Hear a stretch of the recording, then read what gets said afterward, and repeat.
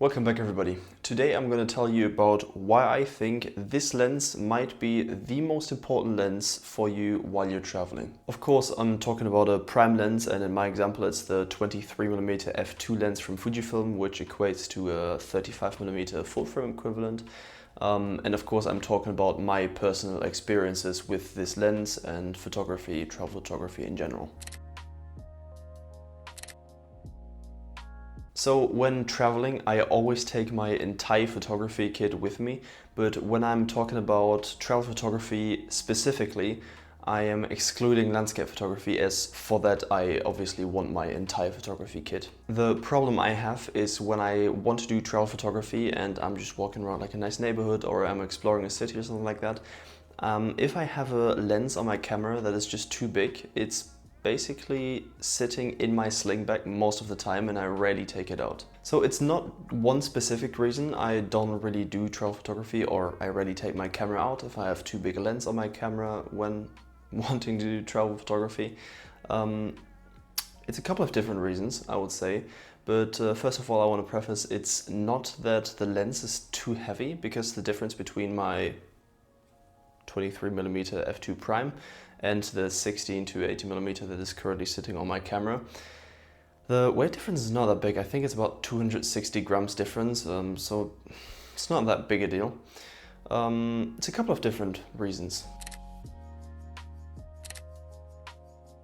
Reason number one why I don't really like going out with a big zoom lens on my camera is that it's just a bit too big and bulky. It's not about the weight, it's just too bulky. It feels very unnatural holding it in my hand, so it basically sits in the sling bag all the time, especially in comparison to like a small prime lens like this one, because this one just feels natural, I feel like. So I always have my camera out with my prime lens on, and I just always snap pictures with it, in comparison to the zoom lens, which basically most of the time just sits in my sling bag, and therefore I don't really get to practice photography, therefore I can't improve.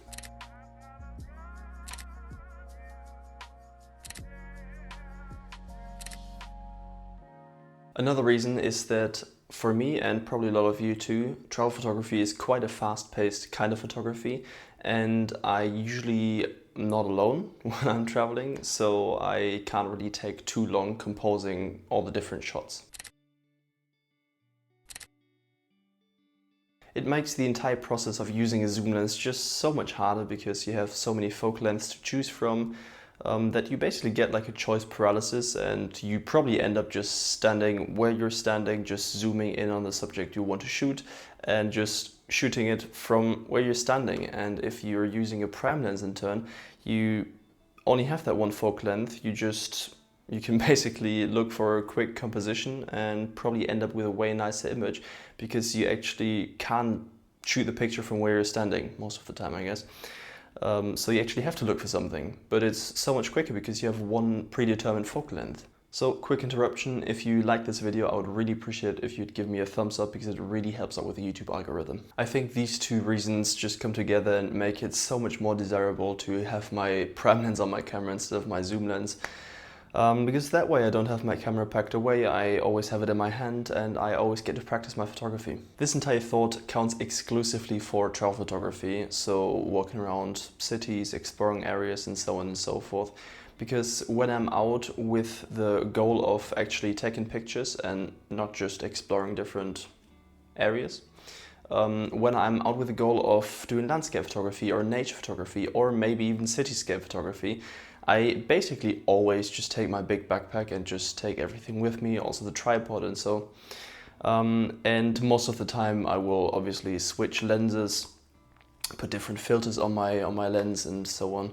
So yeah, this entire thought is just for travel photography. So if you have the same problem that I have, that you don't feel like you shoot enough pictures when you're traveling, exploring areas, cities, maybe that is a solution for you. Maybe you should just put a prime lens on. Maybe you already have one, maybe you need to get one, or you don't. Maybe you're perfectly fine with your zoom lens and you take enough pictures, and that is the only problem that concerns me and a couple of other people.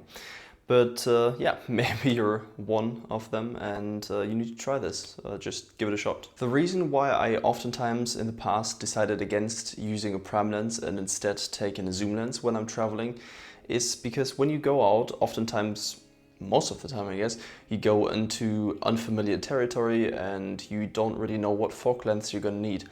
But honestly, lately, the more I have been trying to only take my pram lens, the more reassurance I get, because most of the time I still get great pictures. And yeah, maybe once in a while there's the opportunity that you actually miss a shot because you don't have the focal length to shoot that image. But if you would have your zoom lens out, maybe you wouldn't even have your camera out because it's just too big and bulky and all the other reasons I said earlier. So it's really not that big a deal for me anymore if I see a subject or a scene that I want to shoot, but I don't have the right focal length for it because I left my zoom lens at home or in the hotel or whatever, and I only have my pram lens. Most of the time I will just try to shoot an image with my pram lens, maybe get like a different kind of composition than I would with my zoom lens, of course. Or maybe I just shoot it with my pram lens and try to zoom in a little bit afterwards on the computer. Sometimes it helps. It's obviously not the greatest because I have a 26 megapixel camera with a Fujifilm X-T4.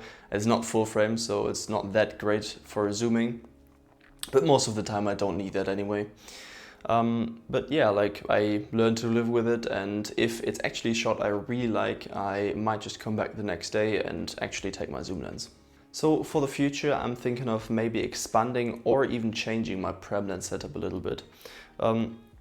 While the 23mm Fujifilm lens is a great all-rounder, sometimes I would just like it a bit more narrow or wide.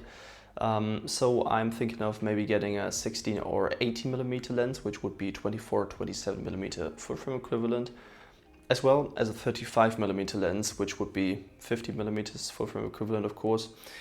I think that would be a good balance, though I don't know if I'd run into the same problem that I have with my zoom lens, that when I see a subject I want to shoot it and I have my, for example, 60mm lens out, but I actually want it a bit narrower, so I have to switch lenses, which in turn would maybe make me a bit lazy, and maybe I don't want to switch lenses and I would just put my camera away again. Yeah, I don't know, so I'll have to figure that out.